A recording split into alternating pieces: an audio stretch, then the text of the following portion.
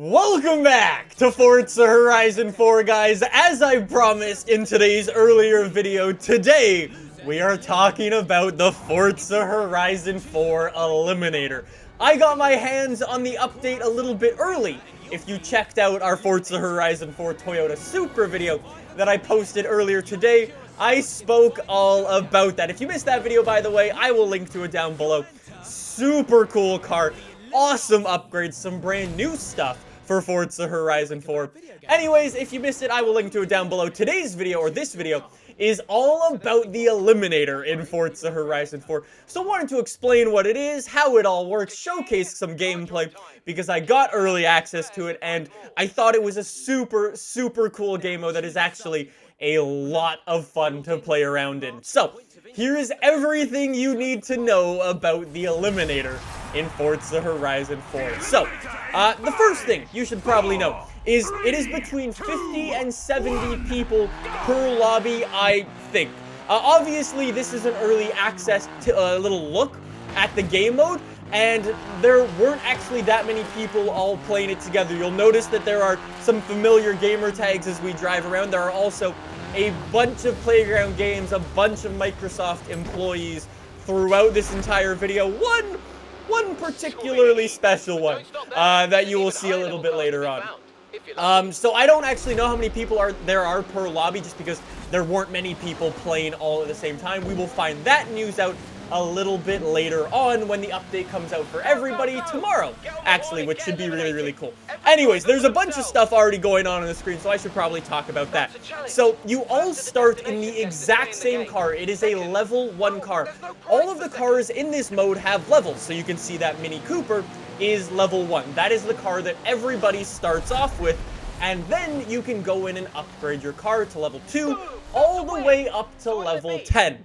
You basically do that by either doing two things. One, by finding cars on the side of the road like I did with this Porsche Macan. I just found like these smoke flares shooting up into the sky.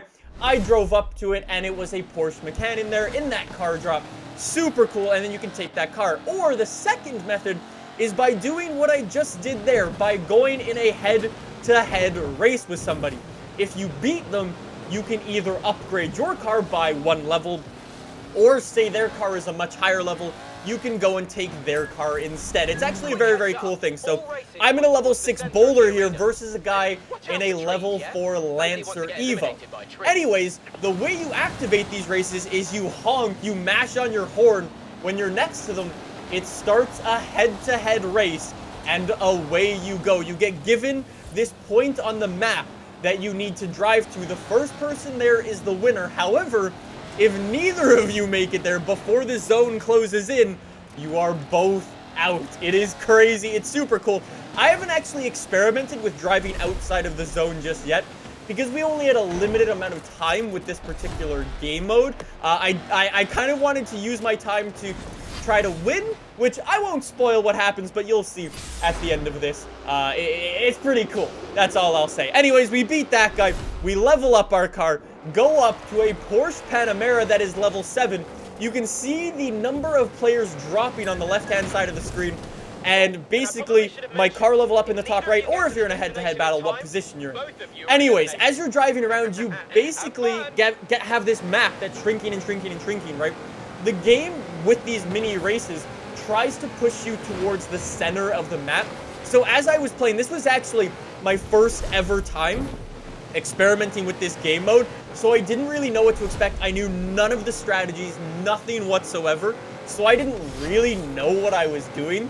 So it was just kind of like driving around. You'll see at the end of this video, I do actually get some strategies in mind. Anyways, we take down that guy again, and we go up to a Ferrari FF. That's really awesome.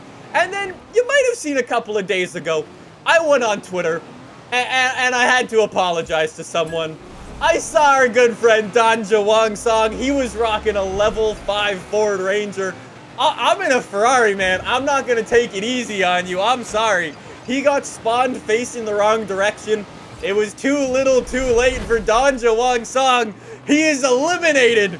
We have eliminated Don Jawang Song. I went over on Twitter and I'm like, I'm sorry, bud. I got you. Maybe next time.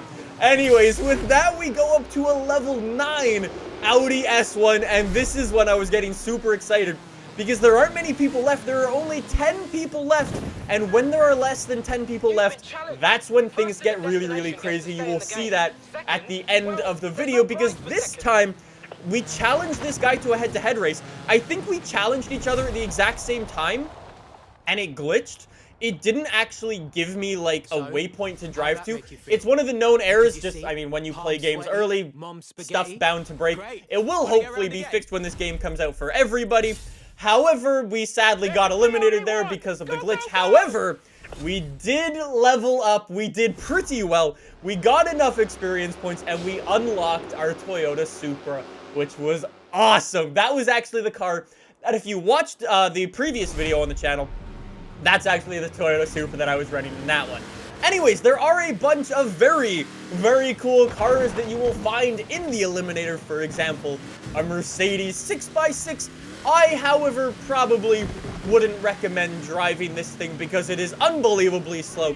I decided to take it a couple of times because it's really cool, but I lost every single time and got eliminated. Anyways, I later figured out that dropping roundabout is a very, very good meta. It spawns you right on the highway. Those two roundabouts on the eastern side of the map. Drop roundabout, and most of the time you will find a car drop very, very close to the roundabouts. Or if you need to get away, you are right next to the highway. Bomb it away. However, unfortunately, I got a Mercedes 6x6. Also, if you're running around, watch out for snowbanks because they will ruin your day.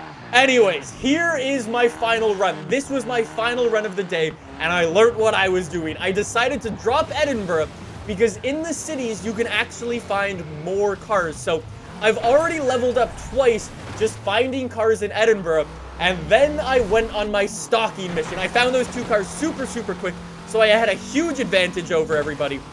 I found a guy rocking a stock Mini Cooper, and that was him.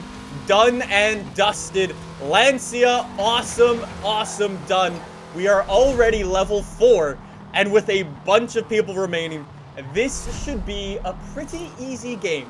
So we've leveled up our car here, and then I was thinking, how does camping work in this game? Oh, and then we got somebody pretty good to race against. This is Mr. Freelance Police, or better known as Tommy Bargains.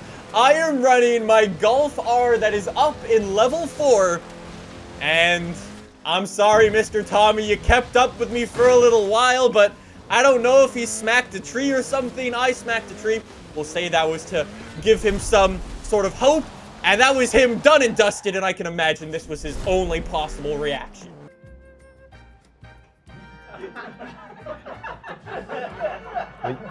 I'm sorry, Tommy. It's just what you gotta do, my dude. It happens. It's just unfortunate.